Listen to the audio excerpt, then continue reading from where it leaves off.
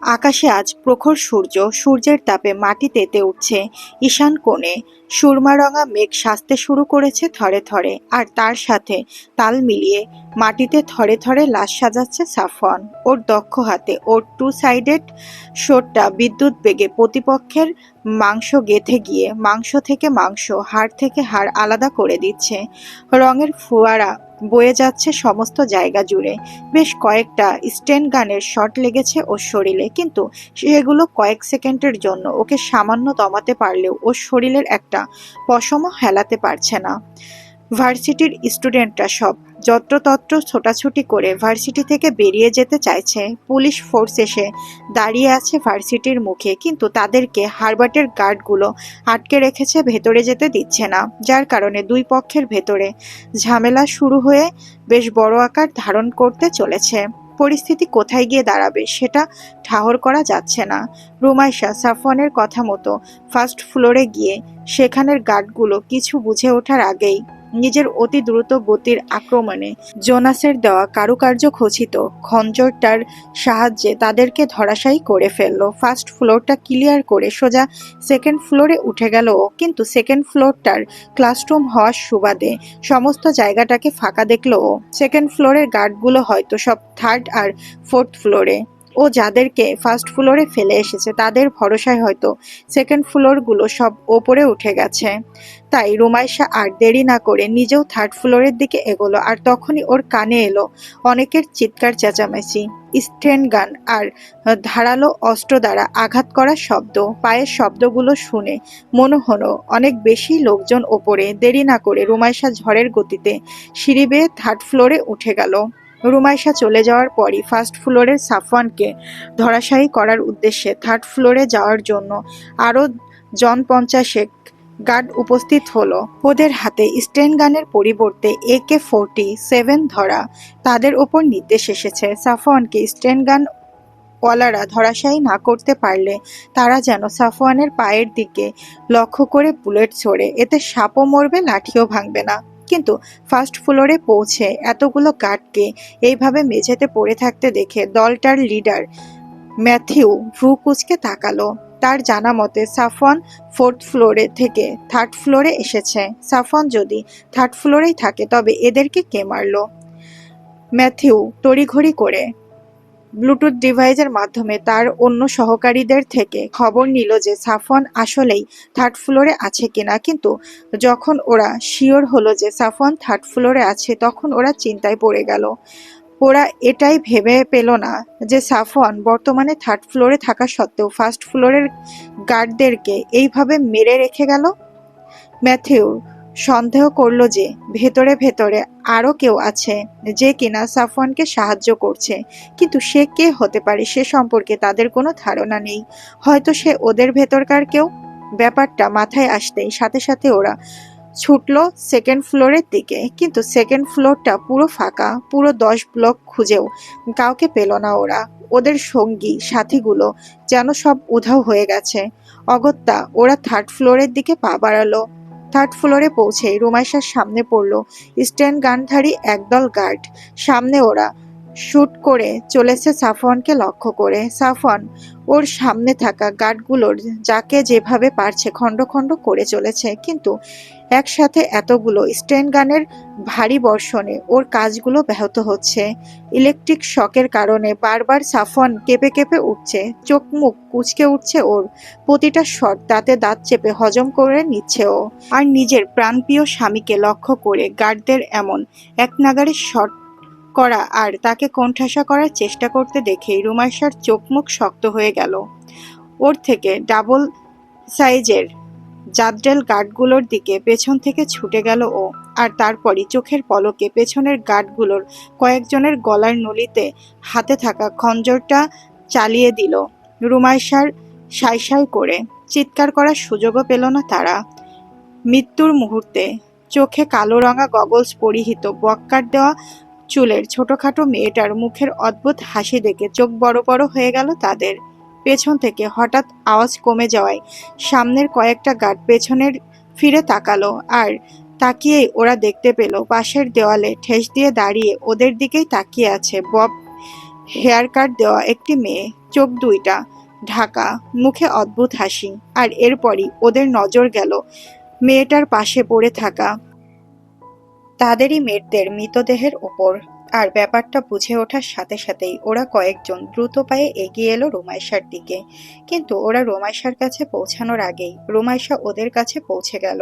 আর অতখানি দূরত্বে দাঁড়িয়ে থাকা মেয়েটাকে চোখের পলকে নিজেদের সামনে দেখে ভড়কে গেল গার্ডগুলো। কিন্তু নিজেদেরকে দ্রুত সামলে নিয়ে ওরা রুমাইশাকে আঘাত করতে যাওয়ার আগেই রুমাইশা বিদ্যুৎ গতিতে ওদের চারজনের একজনকে নিজের হাইকিং শু পরিহিত পা দিয়ে তার মুখ বরাবর গায়ে সর্বোচ্চ জোর দিয়ে একটা লাথি দিল।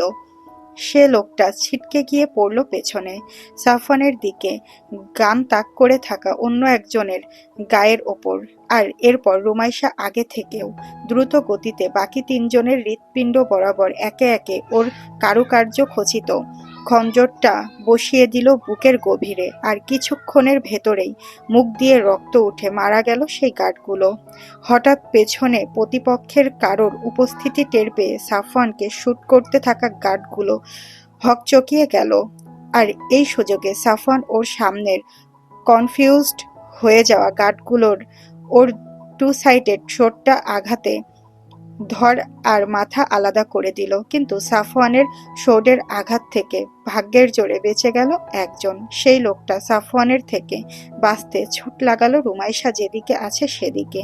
আর রুমাইশা নিজের হাতের খঞ্জরটা সেই লোকটার দিকে ছুঁড়ে মারার জন্য প্রস্তুত করার আগেই লোকটা নিজের কোমরের থেকে একটা রিভলভার বের করলো। আর সেটা লোড করেই ট্রিগারের ওপর আঙুল রেখে লোকটা রুমাইশার কপাল বরাবর রিভলভারটা তাক করে ধরল। এরপর রুমাইশাকে উচ্চস্বরে বলল, don't move a single limb of your body. Rumaisha খঞ্জরটা যেভাবে হাতে ধরে রেখেছিল সেভাবে রেখেই নিজের জায়গায় স্থির হয়ে দাঁড়িয়ে রইল।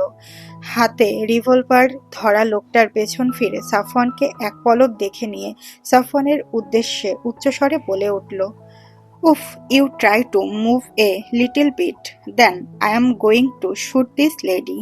Put your hand on the air. Safwan সাথে সাথেই নিজের হাত দুইটা মাথার উপরে তুলে নিজের জায়গায় স্থির হয়ে গেল। তীক্ষ্ণ চোখে পর্যবেক্ষণ করতে লাগলো ও রিভলভার ধরা লোকটাকে। লোকটা একবার সাফওয়ানের দিকে আর একবার রুমাইশার দিকে নজর রাখতে রাখতে ধীরে ধীরে এগোতে থাকলো রুমাইশার দিকে। সাফওয়ান নিজের দম আটকে ধরল। আজ রুমাইশার জায়গায় অন্য কেউ হলে ও অবশ্যই রিস্ক নিত, কিন্তু ওর রিমুর লাইফ নিয়ে রিস্ক নেওয়ার মতো সাহস ওর নেই। তবুও ও ধীর পায়ে লোকটার দিকে এগোতে থাকলো। ভয়ে লোকটার নিঃশ্বাস পড়ছে ঘন ঘন, ঘাম ছুটছে, কিন্তু সাহস হারাচ্ছে না সে।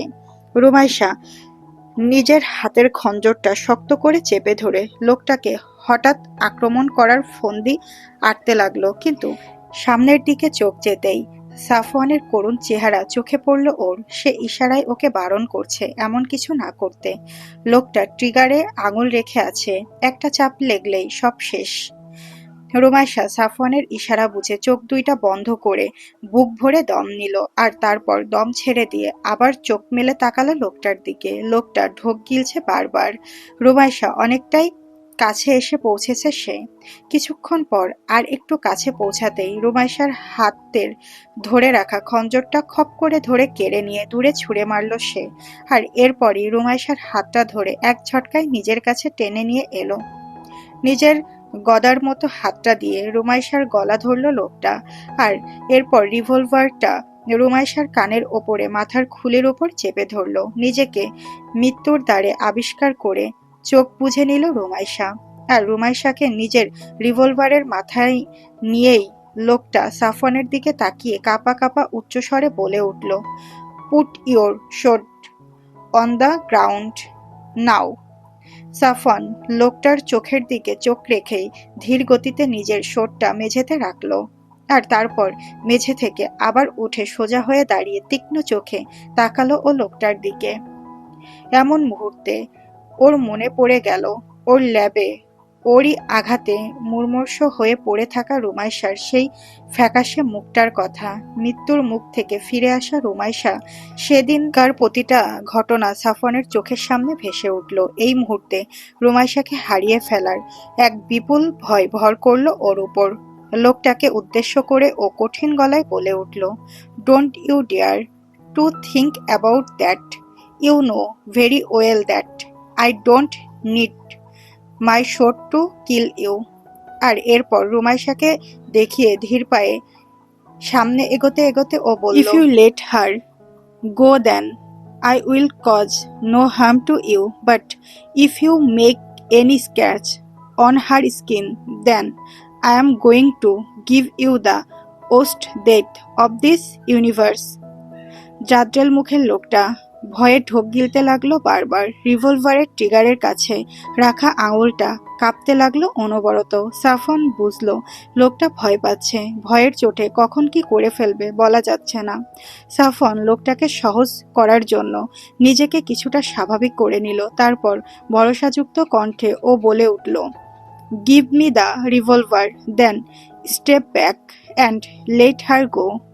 I won't do anything to you, trust me. কিন্তু লোকটা সাফওয়ানকে বিশ্বাস করলো বলে মনে হলো না। ঢোক গিলে সে আরো জোরে রুমাইশার মাথার সাথে রিভলভারটা চেপে ধরল। সাফওয়ান লোকটার চোখে চোখ রেখে সামনে এগোতে থাকলো।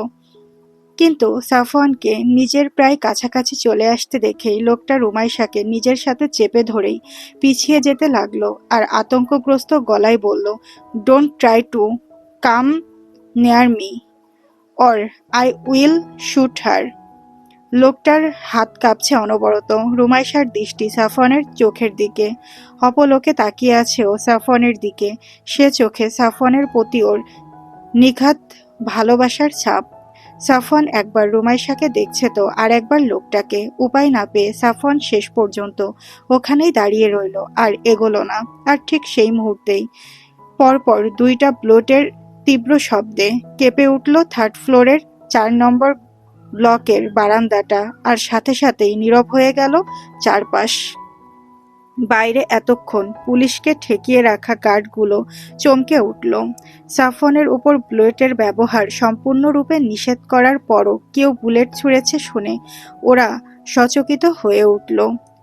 বুলেটের শব্দ শুনে পুলিশ আরও জোরালোভাবে ঝাঁপিয়ে পড়ল ওদের ওপর। আর 3rd ফ্লোরে এতক্ষণ রুমাইশাকে কবজা করে রাখা লোকটার নিথর দেহ আছড়ে পড়ল মাটিতে। মাথার পেছন দিক দিয়ে একটা বুলেট প্রবেশ করে মাথার সামনে দিক দিয়ে বেরিয়ে গিয়ে সাফওয়ানের পেছনে থাকা দেওয়ালে গিয়ে বিঁধেছে সেটা। লোকটার হাত থেকে ছাড়া পেয়ে রুমাইশা আতঙ্কিত হয়ে দম ছাড়ল জোরে।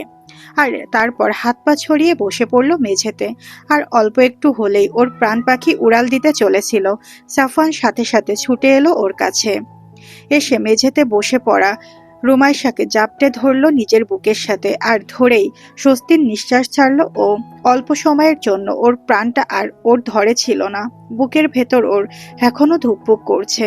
আর ঠিক তখনই রুমাইশার পেছনে থাকা 4 নম্বর ব্লকে ঢোকার দরজার কাছ থেকে ধোয়া ওঠা রিভলভার হাতে এগিয়ে এলো ম্যাথিউ সহ ওর সাথে গানধারী ছেলেগুলো।